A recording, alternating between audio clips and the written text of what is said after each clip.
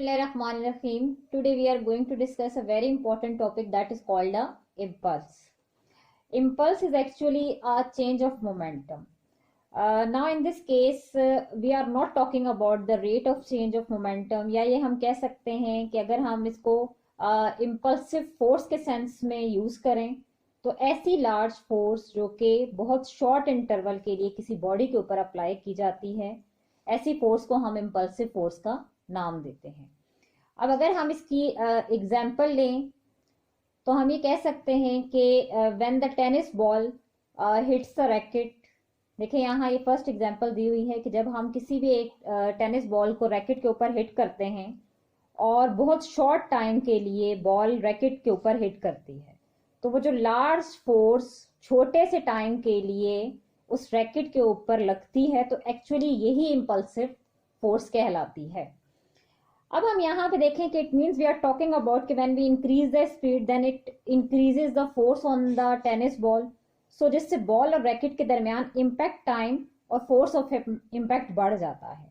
इसी तरह हम जब सेकेंड एग्जाम्पल देखते हैं, यहाँ पे है hitting a nail with hammer, यानी इट मीन्स कि when we hit a nail with a hammer it is also example of the impulsive force. और थर्ड एग्जाम्पल अगर हम देखें तो कोलिजन ऑफ कार्स और ब्लेड बॉल्स, ये सब एग्जाम्पल्स इम्पल्स को शो कर रही हैं कि हम जब ये कहते हैं कि when a large force is applied for a very short interval of time, for a very short time, तो ये इम्पल्स कहलाते हैं।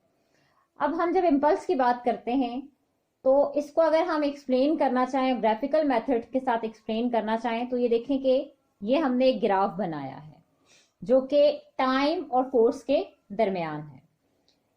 अब जब हम ये यहाँ पे देखते हैं कि ये जो कर्व नजर आ रही है, तो एक्चुअली यहाँ एक्स एक्सिस पे टाइम है और वाई एक्सिस पे हमने फोर्स लिया है।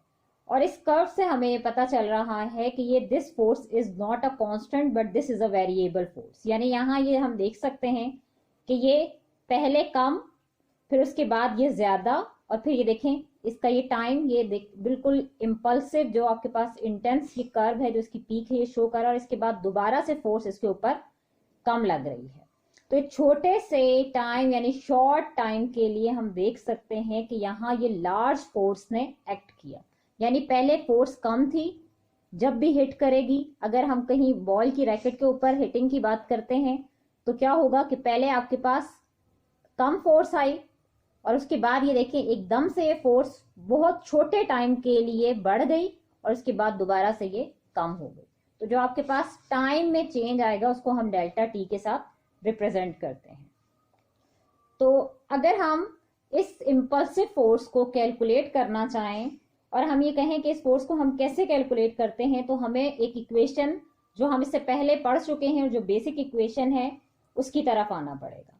अब जो हमने बेसिक इक्वेशन इससे पहले मोमेंटम और सेकेंड लॉ जो है सेकेंड इक्वेशन ऑफ मोशन के दरमियान हमने पढ़ी थी, वो आपके पास ये थी F is equal to m into v f minus m into v i divide by t. अब हम यहाँ देख सकते हैं कि इस इक्वेशन में m इंटू वी एफ, ये आपके पास क्या है, V F that is a final velocity, और वी आई आपके पास क्या था, ये इनिशियल था। अगर हम इसको बेस के साथ मल्टीप्लाई करते हैं तो ये हमारे पास फाइनल मोमेंटम और ये इनिशियल मोमेंटम बन जाता है।